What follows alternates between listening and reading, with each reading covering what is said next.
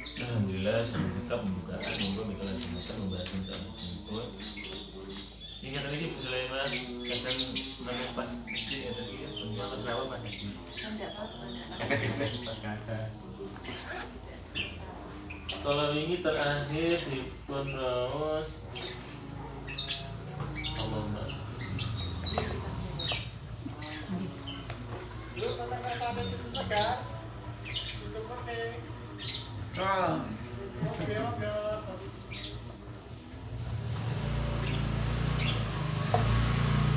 kalau ini yang terakhir itu Mbak itu Allah itu Allahumma Allahumma aslih dzata bainina wa alif baina qulubina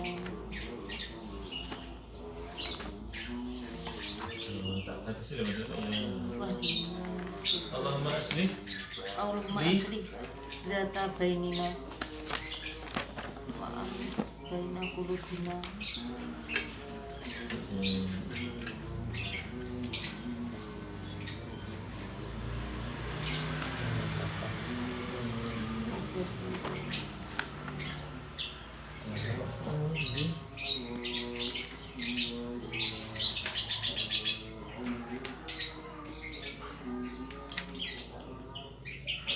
Waya Allahumma aslih li dinil ladzi wa ismatu amri. wajan niku Allahumma aslih li dinil Allahumma aslih li dinil ladzi Wa ismatu amri waya iku ya.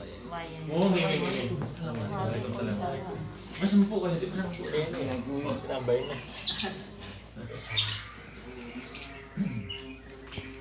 oke kemarin kita baca Allahumma aslih dzata bainina wa alif baina qulubina wa hdina subhanallahi wa ila akhir. Ini kesekian kalinya Rasulullah Shallallahu Alaihi Wasallam memberi contoh kita berdoa dengan kalimat ini tadi. Ya Allah, rukunkanlah kami yang mempunyai masalah dengan seseorang. Dan kemudian lembutkanlah hati kami, rukunkanlah hati kami, dan kemudian berikanlah kami jalan, berikanlah kami hidayah, berikanlah kami petunjuk menuju ke dalam subul salam, jalan keselamatan, warajina, dan semoga Engkau menyelamatkan kami dari minal zulumati ilan nur, dari jalan yang gelap menuju jalan yang terang. Wajannibna al-fawahish, dan kemudian jauhkanlah kami dari yang kotor-kotor, yang buruk-buruk, yang jember-jember, yang itu ada di dalam zahara minha wa ma batan, dalam diri kami yang terlihat maupun yang tidak terlihat di batin kami. Allahumma barik lana fi asma'ina, ya Allah berkahilah kami dalam pendengaran kami, dalam penglihatan kami, dalam hati-hati kami, kolbun-kolbun kami, dan dari istri-istri kami dan keturunan-keturunan kami.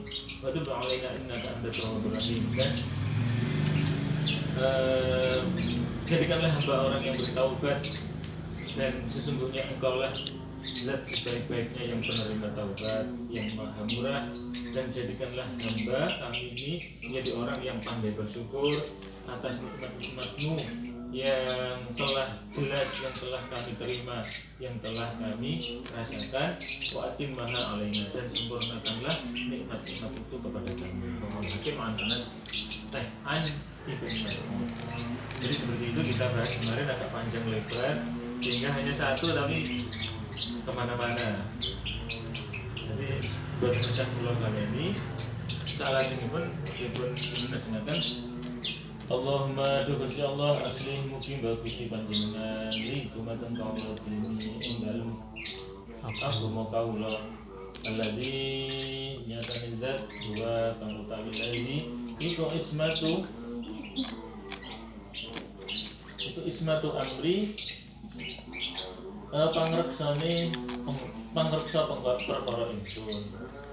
Wa aslih lan mugi bagus situan li dhumateng kaula dunya ya ing donya kaula alladzi nyatane dunya fiha iku ing dalem dunya ma'asyi utawi panguripan ingsun pangupa jiwa ingsun wa aslih lan mugi bagusi tuwan di gumateng kaula akhirati ing dalem akhirat ingsun perkara akhirat kaula alati nyatane akhirat iku wau iku fiha ing dalem lati ma'adi utawi nggon bali ingsun waj'al lan mugi dadosaken panjenengan al hayata ing hayat urip kaula ziyadatan ing tambah-tambah li dumateng kaula fikuli khair ing dalem saben bagusan waj'al lan mugi dadosaken tuan al mauta ing mati iku rohatan dados istirahat dados kepenak li marang ingsun min kulli syarrin saking saben-saben Allah rawahu Muslim an Abi Hurairah cinarita saking Muslim an Abi Hurairah saking Abu Hurairah. Ya Allah, mohon berkesilah kepada hamba urusan agama hamba, karena itulah yang sebenarnya pangreksane perkara ingsun. Ya itulah yang bisa melindungi perkara saya, perkara hamba ya Allah.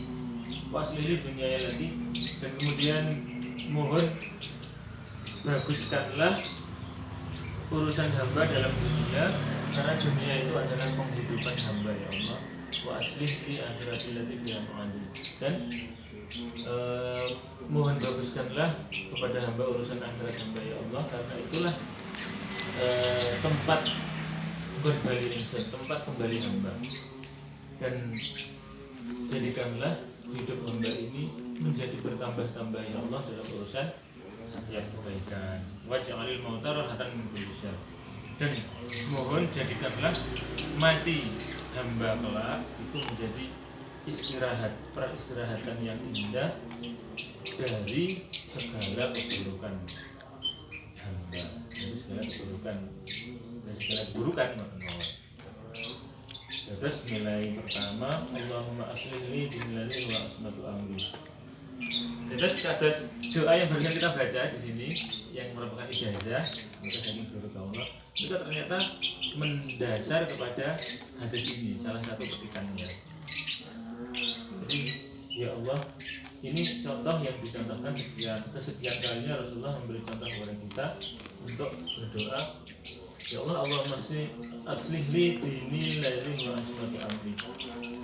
Jadi kita memohon untuk dibagusi kepada dunia kita, kepada Allah untuk dunia kita itu memang ya agar rezeki kita, rezeki berupa uang, rezeki berupa barang, rezeki berupa umur, rezeki berupa sehat, rezeki berupa sehat normal berpikir, rezeki berupa keluarga mudah ditotong, rezeki berupa semua kayak ngomong nih, karena tak waktu nih doyan itu rezeki. Jadi rezeki itu tidak boleh dipahami dan memang tidak bisa, tidak hanya berupa uang, karena kesempatan itu juga rupanya juga rezeki. Tidak dijadikan bisa sempat itu ternyata juga bisa jadi rezeki. Jadi bisa jadi dalam satu contoh hitung gading-gading wis apik meh dadi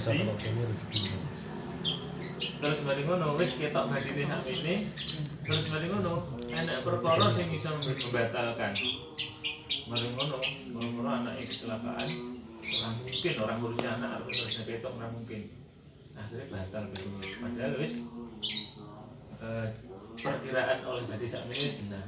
Akhirnya mau enggak mau wis jenenge karena anak ngurusi anak dhisik terus bene petong. Ternyata hal yang seperti itu tadi tidak jadi bisa petong dan tidak jadi dapat babi, itu bisa jadi merupakan rezeki. Rezekinya berupa apa? Ternyata seandainya petong kayak mau petungnya ternyata uangnya harus ngapusi tapi awet dhewe ra tau. Bisa jadi. Makanya kita buka rezeki. Dan ternyata kecelakaannya anak, misalnya anak sakit atau apa, ternyata itu tadi sakitnya cuma kita ngegetnya awal atau itu ternyata diberi dulu mana. Nah, ternyata kita mendapat dari situ terhindar dari diabusi orang. Bisa jadi begitu. Makanya rezeki itu bentuknya sangat banyak. Aslih li billadzi wa ismatu amri. Perbaikilah urusan dunia hamba ya Allah, karena itulah pangreksa perkara ingsun. Jadi karena yang bisa reksa perkara dunia itu adalah ya Allah. Jadi urusan dunia apapun bentuknya itu adalah ya yang terbaik yang kita alami itu dari Allah. Seperti yang kita bahas beberapa saat yang lalu, bahwa seseorang muslim yang mukmin yang waras sadar itu punya 3 kewajiban, dan ini wajib, bukan hanya sunnah, wajib.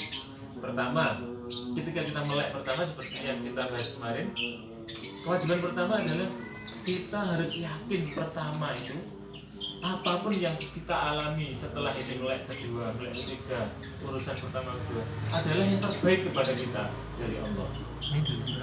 Jadi misalnya pomo terpaksa tukaran, itu kan terbaik untuk kita. Pomo terpaksa ketemu karo wong sini, makanya ya itu yang terbaik buat kita. Pomo terpaksa ketemu karo yang menyenangkan, kebahagiaan, ya itu terbaik buat kita. Maka kita harus syukuri kalau baik, kita harus sabari kalau tidak menggunakan. Itu pertama yang harus ada pada diri kita, pada kesadaran kita. Seorang muslim yang mukmin yang sadar. Tapi kalau nggak sadar, walaupun muslim mukmin, jadi nggak sadar dia nggak tahu. Yang kedua, kemarin apa? Kita harus yakin bahwa kita ini nanti tidak akan bermaksiat kepada Allah. Jadi engko pada saatnya memang nggak terhindar maksiat atau musuh-musuh atau piye. Yang penting pada saat melek pertama itu kesadarannya adalah bertekad yakin bisa untuk tidak bermaksiat kepada Allah. Ini yang kedua. Yang ketiga adalah yakin bahwa saya nanti akan melakukan yang terbaik dalam ketaatan kepada Allah. Itu 3 hal yang harus ada pada kesadaran seseorang yang muslim dan mukmin dan sadar. Nah, kalau nggak tahu ya berarti ya nggak pernah ketataran hukum. Maka tekad itu ketika ada dalam diri kita, insya Allah nanti Allah akan menuntun yang terbaik. Tetap karena kita sudah siap-siapnya. Jadi kita sudah membentengi diri dari akan kecewa pada sesuatu saat urusan ada yang mengecewakan. Kita nggak akan kecewa, sabar, langsung ya Allah, astagfirullahaladzim, benar menikah saking kegabahan Allah mengambil keputusan. Bisa jadi ya Allah mengampuni kalau kurang cermat dalam mengambil pertimbangan. Kalau berhasil, alhamdulillah begitu menikah berkah kagum Allah. Terus begitu. Jadi ini kaitannya sama aslih li dinilladzi wa ismatu amri. Jadi urusan dunia itu dibagusi oleh Allah semoga, tapi kita ngawalinya dengan 3 kesadaran tadi itu, sehingga dunia kita jadi dunia yang baik, walaupun menyakitkan, walaupun mengecewakan, walaupun gagal. Itu kan bahasa-bahasa kita saja, tapi bagi Allah tidak itu.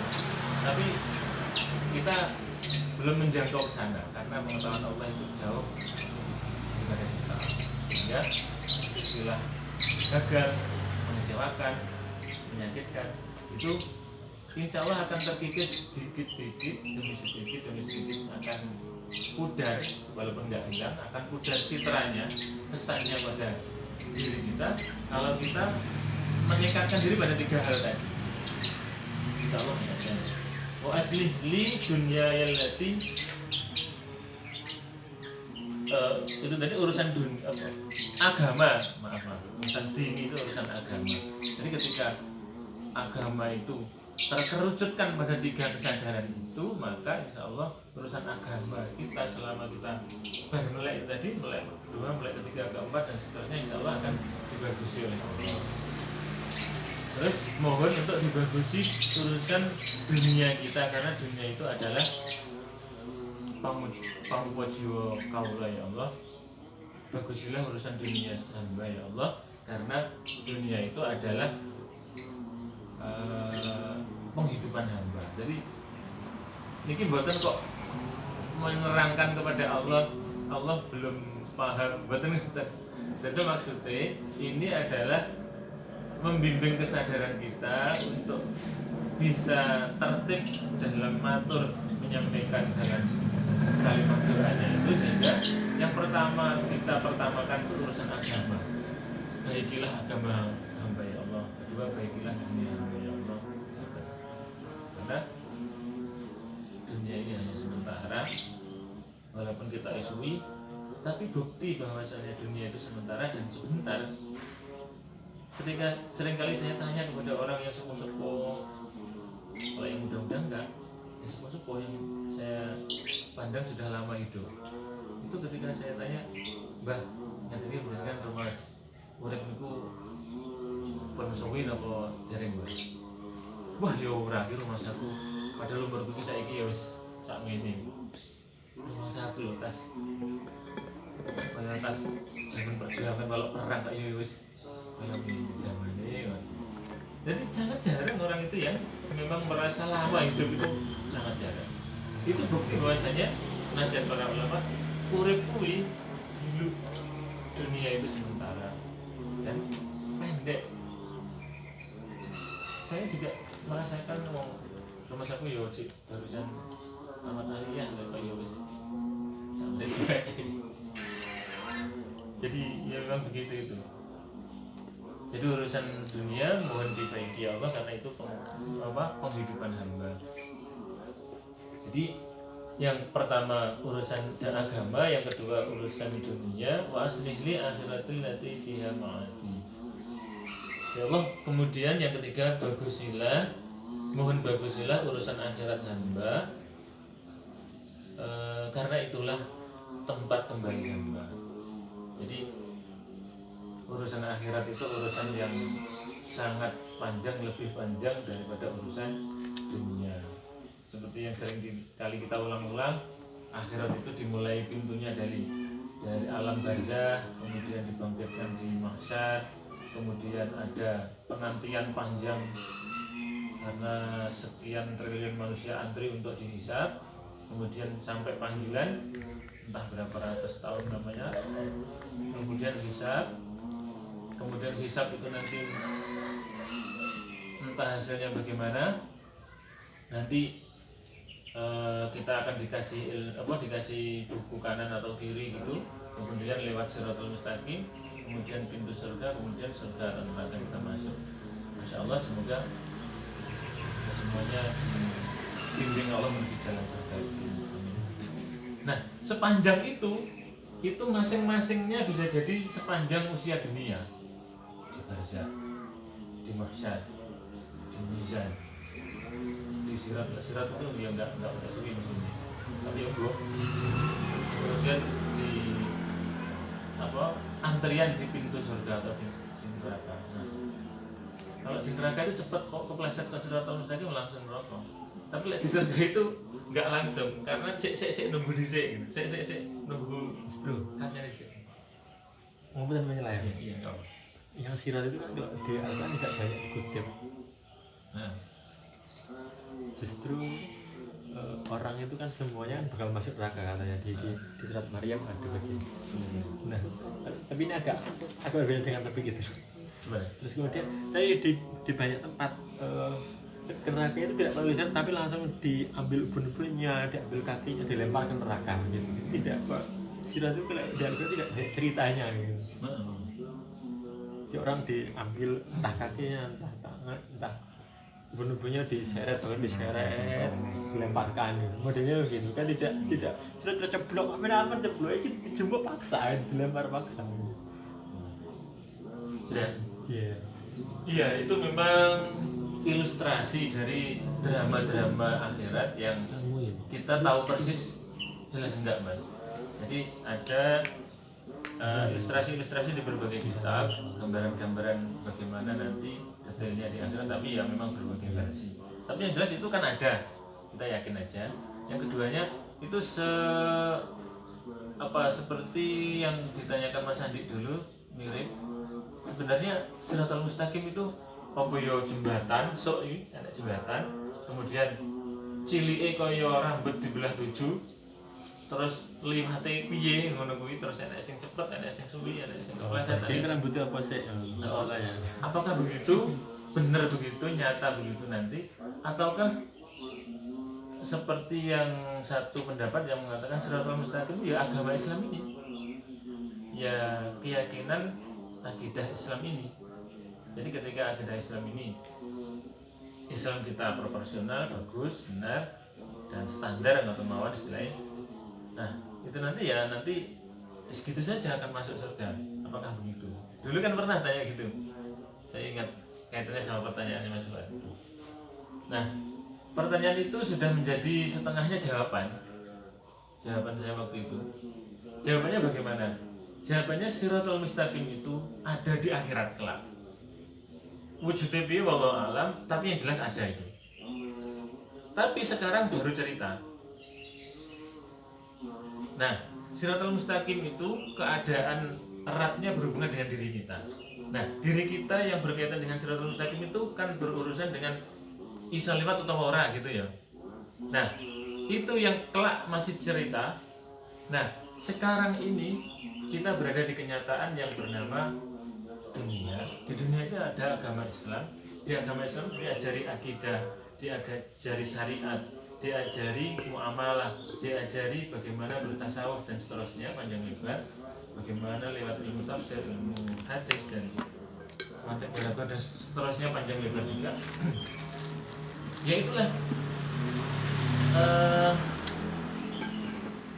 tuntunan yang benar, yang pas, yang menjadikan kita itu siap untuk nanti di Shiratal Mustaqim yang nyata kelak di akhirat itu, yang sekarang masih cerita, itu kita akan benar-benar ya bisa lewat gitu, gampang ngomong. Maka Shiratal Mustaqim itu kalau ditanya sekarang bagaimana bentuknya? Bentuknya wallahu alam, tapi kita yakin ada. Nah, kalau kita nanti sama-sama sudah di akhirat, yang kita lakukan sekarang ini berislam dengan proporsional dengan benar, itu nanti kita tinggal cerita nanti. Anggaplah kita sudah di akhirat ini, kita tinggal cerita itu. Tapi kita nanti di depannya Shiratal Mustaqim, kita sudah punya itu bekal, karena Islam kita, iman kita, syahadat kita, akidah kita, muamalah kita dan seterusnya itu sudah bagus proporsional. Insya Allah semoga saja begitu. Nah itu nanti di Shiratal Mustaqim nggak ada masalah, ya bisa lewat. Tapi kalau enggak ya enggak, kan gitu saja. Nah kenapa kok begitu? Ya memang begitulah kan kenyataannya. Yang sekarang masih cerita kelak Shiratal Mustaqim, yang sekarang masih cerita nanti akan menjadi nyata. Dan sekarang yang sudah nyata nanti akan tinggal cerita dan tinggal ngunduh wae pakarti. Sekarang yang kita percaya dosa ora, maksiat percaya ora, menimbulkan madarat, yang masih cerita nanti akan menjadi kenyataan. Jadi bolak-balik. Yang sekarang sirat itu akan, yang sekarang masih cerita akan menjadi kenyataan ketika pada saatnya di akhirat. Dan yang sekarang masih cerita ketaatan, dosa, maksiat, kezaliman, kemungkaran, kemaslahatan, jihad dan seterusnya ini akan menjadi benar nyata nanti pada saatnya di akhirat. Makanya para ulama memberikan takrif kepada dunia. Dunia itu apa tau saja nih? Salah satu ulama memberi pendapat begini, ini pendapat yang saya setuju.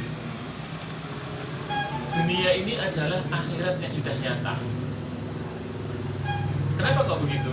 Karena apa yang kita lakukan ini, yang orang lain percaya apa enggak, tapi saya percaya dengan dasar yang pernah saya baca, pernah saya terima dari guru saya dan dari beberapa ulama yang juga mengatakan apapun yang kita lakukan ini akan berbuah.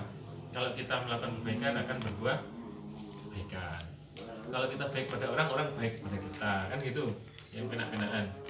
Kalau kita mempunyai akidah yang kuat, yang benar, itu nanti juga akan melahirkan keyakinan yang kuat, yang benar. Ketika akidah kita rapuh, keyakinan kita juga rapuh, gampang rapuh. Nah, itu nanti akan juga wong saiki wis kena dirasakne ngono apa nesuk. Makanya ada penjelasan di beberapa riwayat lek poso kuwi imanan wa ihtisaban ghufira lahu ma taqaddama min dzambi lan sok dadi bangunan istana yang megah di akhirat sana. Nah, lek maca Quran fasih, tertib, bener, terus ikhlas tenan, besok bakal jadi konco kubur. Sekarang baru cerita, nanti akan jadi kenyataan. Akan menemani kita, melayani kita, akan menghibur, menyenangkan kita. Apa temenan oleh homblok, karena orang mewajibkan percaya kok. Tapi kalau percaya, insya Allah itu akan menjadi kenyataan. Karena itu yang menyampaikan Rasulullah. Kalau melakukan yang benar akan melahirkan yang benar. Nah, kalau sekarang saja di dunia sudah bisa terbuktikan dan itu katanya ulama bisa menjadi sesuatu yang sangat membantu dan sangat mengindahkan kehidupan kita di akhirat. Nah, apa ruginya kita percaya? Kan gitu. Seandainya itu pun kita tidak menuju, yang kita tuju kalau mampu adalah ridho Allah sejak sekarang. Kenapa kok ridho Allah? Penjelasannya agak panjang kemarin tuh ya, masih ingat apa enggak? Karena di akhirat kala itu, ketika kita semoga saja masuk surga, amin. Di surga itu kenikmatan itu kan berlimpah. Kenikmatan wanita, bidadari, kenikmatan wildan bagi yang bidadari. Jadi bidadari laki-laki itu wildan namanya. Terus kemudian kenikmatan makanan kosong, enak-enak, insya Allah. Kenikmatan RP seneng game, HP di sana, berbagai merek sudah tersedia. Pilih sing di, Oppo, apa Polio, apa banyak. Terus pokoknya merek-merek lengkap. Lek sing seneng, apa delok film-film apa jenenge kungfu, akeh, pokoknya tersedia kan nyetel. Bahkan rasa nyetel pengen kerentek nonton tok terus teko marah-marah terus nyetel. Kangen dulu Jet Li ngono. Kangen dulu Jet Li gampang guys. Apa nih? Wes pokoknya ada, bahkan wala udhunan samiat, wala ainun ra'at. Ibaratnya gitu itu. Sesuatu yang kita terdengar saja, kita belum pernah dengar, itu nanti ada. Sesuatu yang kenikmatan, keindahan, kepuasan dan imajinasi yang kita mengimajinasikan dalam pikiran dan mata kita belum pernah melihat, nanti ada. Oh enak ya ternyata. Oh enak. Kulai roh buah leci jadi ini ya. Leci ternyata enak. Ternyata ya baru roh. Itu sing urusan dunia. Jadi ketika misalnya sama bidadari pemilih, saiki masih model Spanyol aja, sesuk model Syria jadi nama ayu sesuk ganti nih. Wah sampai terus pokoknya sampai puas, baru puas terus nyapon nih, terus puas maem mentok rica-rica membumi sekarang ya tapi mentok baru bosan mentok ganti bebek ganti besoknya apa makanan apa hongkongan apa makanan di wes pokoknya keturutan wes akhirnya ada bosan. Kenapa kok bosan? Bosan kan pekerjaan nafsu. Iya, karena kita bersama nafsu di surga itu lengkap dengan nafsu kita. Ya seperti kita gini ini nafsunya utuh. Jadi puas, makanan puas, dari puas, dan puas. Semuanya wes pada suatu saat yang kita bicarakan ini kan ben cepet. Jadi puas kabeh itu kan sudah waktu lama itu. Kan nggak mungkin sedina orang dina terus wis nggak pengen bidadari, ini nggak mungkin. Perlu beberapa bulan, perlu beberapa tahun gitu. Wis pomo istilah kene dunia wis blenger lah. Ada bosan juga. Malam pomo ada harus bosan. Apa-apa wis bosan akhirnya pengen apa, nafsu itu kan sudah bosan terus mau apa. Akhirnya kerungu informasi selenting, di sana kok ada orang yang bisa bertemu Allah ya, kok bisa melihat wajah Allah. Oh ingin aku mati. Ternyata itu adalah apa gambaran, gambaran ini apa tempat kita, dan di sana itu adalah orang ternyata itu ulama. Tapi nggak pernah kita ulama dulu di dunia kayak biasa, ternyata ulama. Nah pekerjaannya adalah ya melakukan sesuatu kebaikan tapi mencari ridho Allah. Nah ketika dengar orang itu bisa bertemu Allah, betapa indahnya, karena dia kan bisa saling bercengkerama ketemu, kemudian cerita-cerita indahnya, nikmatnya luar biasa, masya Allah. Makanya di dalam agama kenikmatan tertinggi, terindah, terpaling memuaskan itu adalah keindahan, kenikmatan melihat wajah Allah. Nah ini rahasianya kenapa kok kita kok sekarang ini kok diutus untuk ngibadahi, mencari ridho Allah. Ridho itu salah satu pengertian di kamus itu adalah wajah. Ridho itu adalah bentuk wajah. Wajahnya ridho itu wajah apa? Pengertian lahirnya ridho itu wajah. Jadi untuk mencari wajah Allah, ridho Allah. Itu ben pomosok ini munggah swarga gek bosen kuwi iso akhirnya nyuwun, akhirnya iso ketemu Gusti Allah.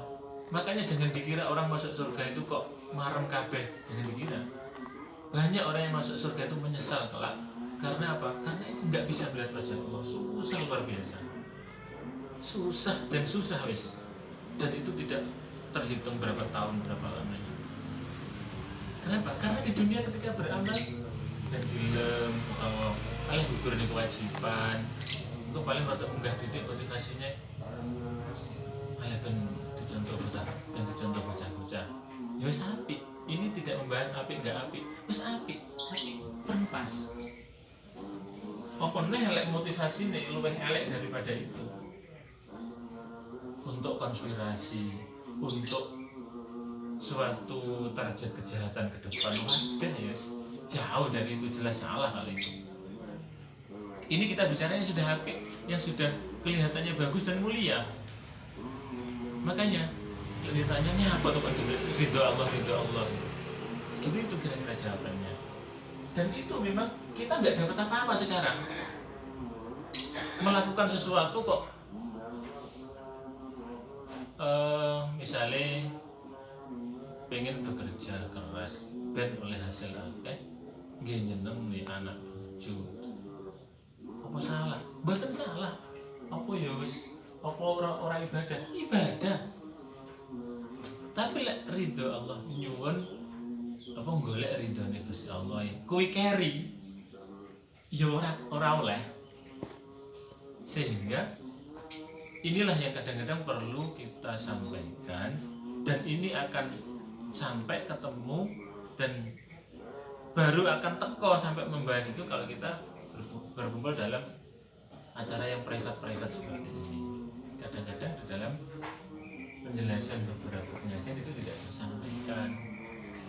Nyapa toh kok ibadah lillahi ta'ala liridhaillah wa bisyafaati rasulillah, ngoten niku kalimatnya. Menuki kok angel nyapa? Karena nafsu nggak dapat bagian. Sebenarnya begitu jawabannya.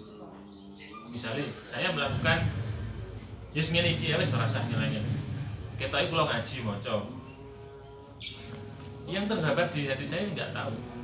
Apa ben film apa ben piye. Lelek kula tujuan kula megur. Ya dilem. Berarti ya oleh dosa malah ora oleh ganjaran. Lek kula tujuan kula golek ganjaran, wis ganjaran kuwi oleh. Lek tujuan kula nyuwun ridho panjenengan ya Allah, ya insyaallah dapat ridho. Makanya kita seringkali diajari, dituntun oleh para ulama, lek ngibadah sing ikhlas. Ikhlas itu adalah nyuwun padosi ridhone Allah. ada yang menggambarkan kan Pak. Jadi orang yang di akhirat tujuannya mencari ridho Allah itu ya nih umpamane ning donya orang mikir kaya wali-wali kan nggak mikir tau sok ning neraka apa ning swarga kan mikir. Sing penting oleh ridhone Gusti Allah. Kaya Nabi Ibrahim cemplung ning neraka apa dibong ya ora panasen mergo anu ta oleh ridhone Gusti Allah. Lah ketika wali-wali itu wis nggak mikir ning swarga apa neraka, ora mikir. Kaya awake dhewe ning donya misalnya duwe kekasih Pak, awake dhewe jatuh cinta ngene seseorang, terus orang mikir, penting ketemuan. Jadi dapat ridha Allah kan berarti ketemu Gusti Allah tau besok. Lah lain donya awake dhewe sing penting bertemu dengan orang yang kita cintai. Orang mikir ketemuan ning kafe apa ning ngisor wit gedang nggak mikir. Jadi ketika kita bertatap muka, bertemu langsung ning ngisor wit gedang masih cocok nyamuk lah berduaan kan asik. Ada yang menggambarkan begitu. Sangat benar Mas Andi itu, dan itu menguatkan yang kita bahas ini tadi. Makanya ridha Allah itu penting. Lek melakukan ibadah terus kemudian ridha Allah itu carry, orang kepikir kesebut. Dan untuk menyebut ridha Allah itu kok angel, kok abot, kok aman lali ae. Kuwi nyapa? Pertanyaan itu jawabannya adalah karena nafsu nggak dapat bagian. Maksudnya ngeten. Misalkan saya sing ngaji mau wis misalkan saya ini pada kasus lain. Misalkan saya mengajar. Pas ngajar. Lah, saya itu kan ada banyak kemungkinan ben mahasiswa puas, ben dilem mahasiswa. Ya padha tapi beda loro. Mahasiswa puas, ben dilem mahasiswa. Terus mungkin juga ben mahasiswa apa jenisnya bisa tersentuh dan kemudian bisa bangkit. Yang terakhir belum sih banyak banget. Terus yang kesekiannya adalah kemungkinan adalah ben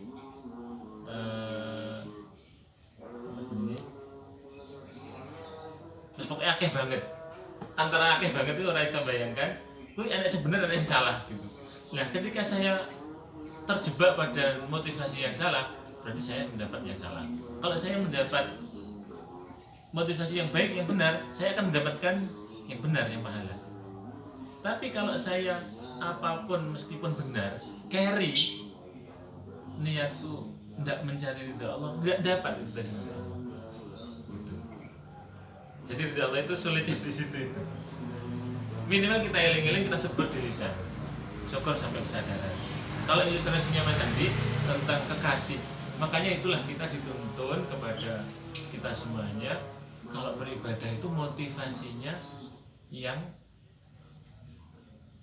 mencintai Allah, motivasi cinta, motivasi tersemangati, terdorong oleh dorongan karena cinta. Dan itu adalah motivasi tertinggi yang bisa melakukan hanya para kekasih Allah tadi. Karena orang awam seperti kita motivasinya pertama mau apik ngoten itu, mau salat, salat. Pokoknya kewajiban gugur gitu. Engko lek wis pirang suwe ngoten meningkat titik salat iki ternyata bisa menghindarkan dari banyak hal. Dan ternyata salat itu menyehatkan, krungu penjelasan dokter. Pengen sehat. Motivasinya menggah titik. Semangat ya salat ya taat, tapi pengen sehat. Tidak hanya gugurnya kewajiban. Jadi karena pengen sehat, gerakan itu kalau pas rukuk itu bisa siku, sujud pas, macam-macam pas itu bisa menyehatkan gini panjang lebar. Motivasinya pengen sehat. Apa salah? Orang salah bener. Tapi dereng sampai sing niku. Yang kok kurang ada suwi, ngono sampe tuwek. Ana pikir, wah ya salah iki. Ternyata ya jenenge kewajiban, jenenge ternyata mulia tenan yo. Ternyata sholat gimana kirimannya Gusti Allah. Berarti yes, oleh umur panjang bisa salat tuh jangan apik tenan. Kalau ngomong sholat itu benar-benar penting tenan. Berarti kebutuhanku tenan tak khusuk tak oleh khusuk. Nah misalnya Ngoten lek digenahne kuwi mau motivasine salat itu karena butuh hamba, kebutuhan saya kepada Allah. Sudah meningkat itu dari tadi pengen sehat. Nah, sudah ngono suwi ngoten. Soal gesekan di majelis taklim, di ngalok ngaji kono kene maca bukur norno, akhirnya kepikiran iya ya Pak, pancen salat iki kudune ya kiriman Gusti Allah ya kudune pancen ternyata lek pas ora iso ya ora iso tenan. Wis salat kuwi sakjane sing iso gawe aku salat ternyata ya Gusti Allah. Nah, ternyata ya wis ngene. Jadi rada ngelendoh tapi rada kuat. Ngelendohnya dalam arti melakukannya tapi kuatnya dalam motivasinya. Nah, berarti salat ki aslinya sing gerakne tanganku niki Allah Akbar. Berarti ngene iki ya Allah berarti sing salat. Aku salat sing gerakne Allah berarti sing nyolatne Allah, aku menuju Allah. Berarti Allah itu salat ya berarti. Allah ya salat. Tapi kayak lucu salat. Masa Allah menyembah dirinya sendiri. Ya antara lucu, antara bingung, antara piye iki karepe. Terus akhirnya mikir-mikir sampai pada kesadaran ternyata syukur banget iso sholat ya karena sehat kuat sempat bisa sholat. Jadi motivasinya lebih digenahne memasrahkan sholat. Nah pada saat ini agak bahaya dikit kadang-kadang lek pasrahi kok kegodo titik engko malah rada rasa-rasen ayo sebene Gusti Allah ada rasa-rasen kok. Jadi ya rada lucu, rada piye gitu. Tapi ya wis motivasinya sudah mulai ke tasawufan, sufi-sufian misalnya. Terus mereka kurang suwi lek cek umur mungkin meningkat sampai yang tadi itu kita bahas. Wis pancen kabeh nyuwun ridhone Gusti Allah, nyuwun kekuatan insyaallah. Nyatane aku salat yo iso semangat iso ora wingi sing ngono kae ternyata yo malah ngendoh ora semangat ora bener. Semangat kuwi ya ora mesti iso. Setan yang godho ae aku lek digodho ya sering lali. Baru sadar lek bar salat.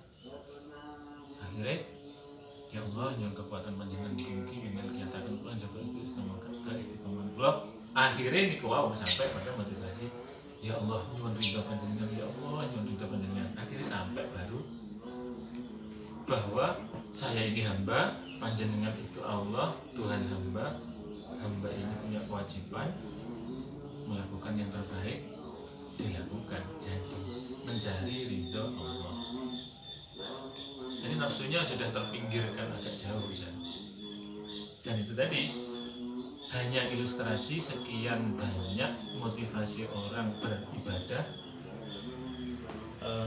Contoh ibadah yang paling mahdoh adalah sholat. Kita buat bahasan sholat, motivasi melakukannya lebih banyak daripada yang kita ceritakan tangga-tangganya.